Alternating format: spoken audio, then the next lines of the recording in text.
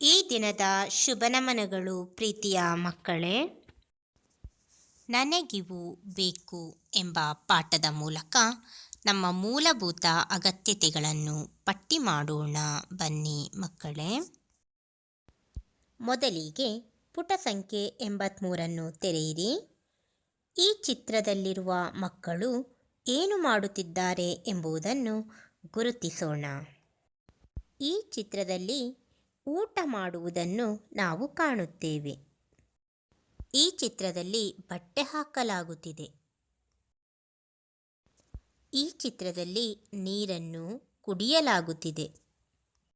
ಈ ಚಿತ್ರದಲ್ಲಿ ಬೀಸಣಿಗೆಯನ್ನು ಉಪಯೋಗಿಸಿ ಗಾಳಿಯನ್ನು ಬೀಸಿಕೊಳ್ಳಲಾಗುತ್ತಿದೆ. ಈ ಚಿತ್ರದಲ್ಲಿ ಮಕ್ಕಳು ಶಾಲೆಗೆ ಹೋಗುತ್ತಿದ್ದಾರೆ. ಈಗ ನಾವು ನೋಡಿದ ಚಿತ್ರದಲ್ಲಿ ನಮ್ಮ ದಿನನಿತ್ಯದ ಚಟುವಟಿಕೆಗಳಿವೆ ಅಲ್ಲವೇ? ಈಗ ನಾವು ಪುಟ ಸಂಖ್ಯೆ 84ರಲ್ಲಿ ಕೆಲವು ವಸ್ತುಗಳನ್ನು ಕೊಡಲಾಗಿದೆ. ಈ ವಸ್ತುಗಳು ನಮಗೆ ಬೇಕೇ ಬೇಕಾಗಿದ್ದರೆ ಅದಕ್ಕೆ ಗೆರೆ ಎಳೆಯೋಣ. ಕುಡಿಯಲು ನೀರು ಬೇಕೇ ಬೇಕು. ಕುಳಿತುಕೊಳ್ಳಲು ಕುರ್ಚಿ. ಮಕ್ಕಳೇ, ಇದರ ಉಪಯೋಗ ನಮಗಿದೆಯಾದರೂ ಇದು ಇಲ್ಲದೆಯೂ ನಾವು ಜೀವಿಸಬಹುದು.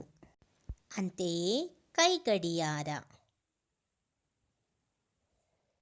ಓದಲು ಪುಸ್ತಕ. ಬರೆಯಲು ಪೆನ್ಸಿಲ್. ಬೇರೆಯ ವಸ್ತುಗಳಿಂದಲೂ ನಮಗೆ ಬರೆಯಬಹುದಾಗಿದೆ. ತಿನ್ನಲು ಆಹಾರ. ಮಕ್ಕಳೇ, ಆಹಾರವಿಲ್ಲದೆ ಯಾವುದೇ ಜೀವಿ ಬದುಕಲು ಸಾಧ್ಯವಿಲ್ಲ. ಆದ್ದರಿಂದ ಆಹಾರ ನಮಗೆ ಬೇಕೇ ಬೇಕು. ಬಟ್ಟೆ. ಮಕ್ಕಳೇ, ಚಳಿ, ಮಳೆ, ಗಾಳಿ, ಬಿಸಿಲ ತಾಪದಿಂದ ತಪ್ಪಿಸಿಕೊಳ್ಳಲು ನಮಗೆ ಬಟ್ಟೆ ಬೇಕೇ ಬೇಕು. ಈ ಚಿತ್ರದಲ್ಲಿ ಕಾಣುತ್ತಿರುವುದು ಶೂ. ಇದರ ಅವಶ್ಯಕತೆ ನಮಗಿದೆಯಾದರೂ ಇಲ್ಲದೆಯೂ ನಾವು ಜೀವಿಸಬಹುದು. ಯಾವ ವಸ್ತು ನಮಗೆ ಇಲ್ಲದೆ ಜೀವಿಸಲು ಸಾಧ್ಯವಿಲ್ಲ ಎಂಬುದನ್ನು ಗುರುತು ಹಚ್ಚಿದೆವು. ಈಗ ನಾವು ಪುಟ ಸಂಖ್ಯೆ 85ರಲ್ಲಿ ನಮ್ಮೆಲ್ಲರ ಮೂಲಭೂತ ಅಗತ್ಯತೆಗಳನ್ನು ತಿಳಿಯೋಣ ಬನ್ನಿ.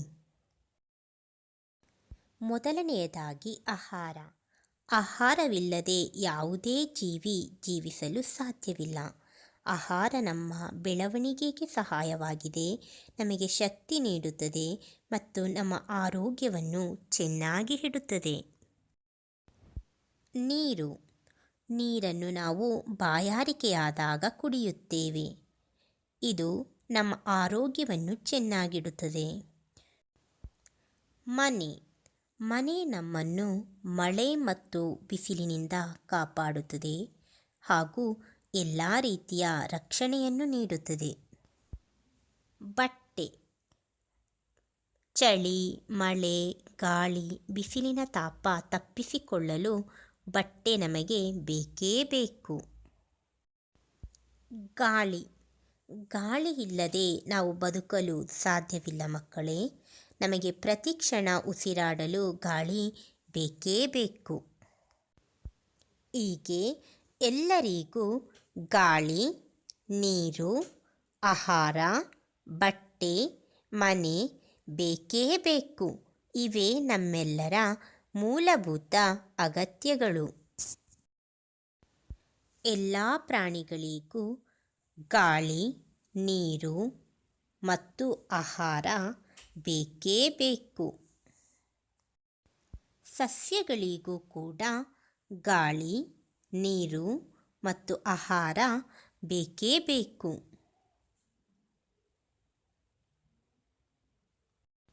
ಹೀಗೆ ಮನುಷ್ಯರಿಗೆ, ಪ್ರಾಣಿಗಳಿಗೆ ಮತ್ತು ಸಸ್ಯಗಳಿಗೆ, ಎಲ್ಲ ಜೀವಿಗಳಿಗೂ ಗಾಳಿ, ನೀರು ಮತ್ತು ಆಹಾರ ಬೇಕೇ ಬೇಕು. ಪುಟ ಸಂಖ್ಯೆ 88ರಲ್ಲಿ ಚೌಕದಲ್ಲಿರುವ ಚಿತ್ರದಂತೆ ಗೆರೆಗಳನ್ನು ಅನುಸರಿಸಿ ಮನೆಯ ಚಿತ್ರ ಬರೆದು ಬಣ್ಣ ಹಾಕೋಣ ಬನ್ನಿ. ಮೊದಲಿಗೆ ಚಿತ್ರದಲ್ಲಿ ಕಾಣುವಂತೆ ಮೊದಲಿಗೆ ಒಂದು ಚೌಕವನ್ನು ಬರೆಯಿರಿ. ನಂತರ ಅದೇ ಚೌಕದ ಮೇಲೆ ತ್ರಿಭುಜ ಕಾಣುವಂತೆ ಗೆರೆಗಳನ್ನು ಎಳೆಯಿರಿ. ತ್ರಿಭುಜಕ್ಕೆ ಹೊಂದಿಕೊಂಡಂತೆ ಆಯತವನ್ನು ಎಳೆಯಿರಿ. ಈಗ ಕೆಳಗೆ ಕಾಣಿಸುತ್ತಿರುವಂತೆ ಮತ್ತೊಂದು ಆಯತವನ್ನು ಎಳೆಯಿರಿ. ಈಗ ಗಾಳಿ ಬೆಳಕಿಗಾಗಿ ಕಿಟಕಿ ಮತ್ತು ಬಾಗಿಲುಗಳನ್ನು ಬರೆಯಿರಿ. ಈಗ ಈ ಮನೆಗೆ ಬಣ್ಣವನ್ನು ಹಚ್ಚಿ.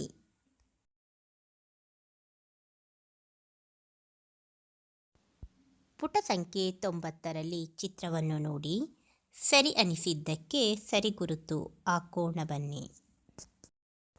ಕುಡಿಯಲು ಶುದ್ಧ ನೀರನ್ನೇ ಬಳಸಬೇಕು. ಹಾಗಾಗಿ ಈ ಶುದ್ಧ ನೀರು ಇರುವ ಲೋಟಕ್ಕೆ ಸರಿ ಗುರುತನ್ನು ಹಾಕೋಣ.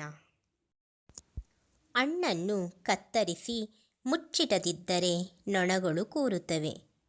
ಆದರೆ ಮುಚ್ಚಿಟ್ಟಿರುವ ಹಣ್ಣನ್ನು ನಾವು ತಿನ್ನಬಹುದು.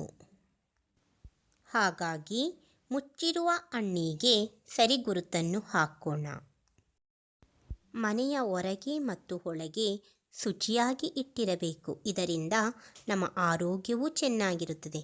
ಆದ್ದರಿಂದ ಪರಿಸರವನ್ನು ಶುಚಿಯಾಗಿ ಇಟ್ಟಿರುವಂತಹ ಮನೆಗೆ ಸರಿ ಗುರುತನ್ನು ಹಾಕೋಣ.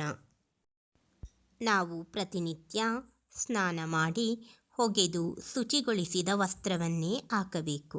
ಆದ್ದರಿಂದ ಶುಚಿಯಾಗಿರುವ ವಸ್ತ್ರಕ್ಕೆ ಸರಿ ಗುರುತನ್ನು ಹಾಕೋಣ. ಇಂದು ನಾವು ನಮ್ಮ ಮೂಲಭೂತ ಅಗತ್ಯತೆಗಳನ್ನು ಪಟ್ಟಿ ಮಾಡಲು ತಿಳಿದಿದ್ದೇವೆ. ಧನ್ಯವಾದಗಳು.